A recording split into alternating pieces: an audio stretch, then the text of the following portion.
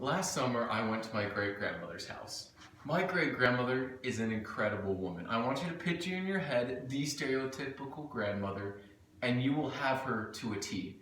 She loved baking bread and cooking, making homemade jam, helping out other people, doing service, and she is not afraid to hit you with a rolling pin if you get too close to her cooking. And to top it all off, she's 93 years old, half blind, half deaf, has lost her sense of touch, and yet she still lives a perfectly functional life on her own. That is incredible. But anyways, I was going to visit her with my sister and my mother last summer. She lives in a quiet Wyoming town. There's not much to do, so we did a lot of sitting and a lot of talking, and if you know me or my family, you know we're not big sitters and talkers. We like to be out doing something. So we were a little antsy by the end of the second day. We convinced our great-grandmother to go on a hike with us. We talked, we looked around, and we found what we thought was the perfect hike. Not too long, only about a mile, and it ends in a waterfall. The next day, we all got in the car, we packed some food, and we left. When we got there, we saw everything we expected to see. Beautiful mountains on our left, trees coating them, a wonderful whitewater river on our right, rushing down to the valley. It was beautiful.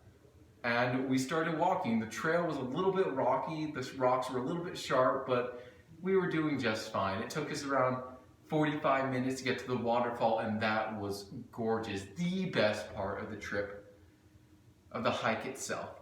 It was just picture in your head a bubbling, burbling stream coming down the side of the mountain, going through a snowbank, carving its own path through this glacier-like pack of snow. It was gorgeous. And everyone, me, my mother, great-grandma, they all loved it. But there's a problem. On the way back, our great-grandmother started talking about, oh, I can feel the rocks of the trail underneath my feet. And we were thinking, of course, it's a rocky trail, there's a little sharp rocks.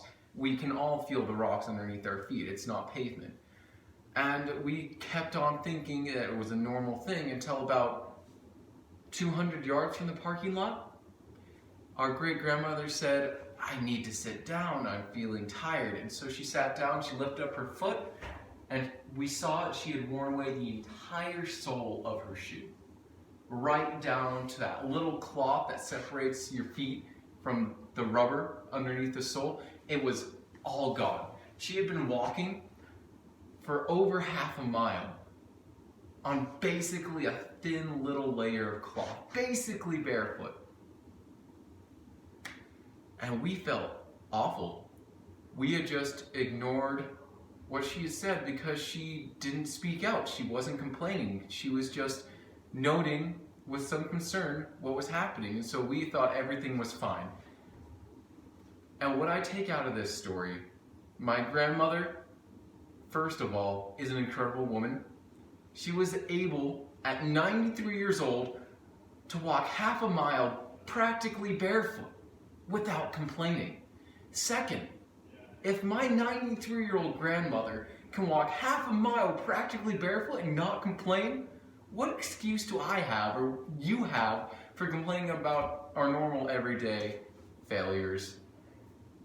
Just think on that when something bad happens.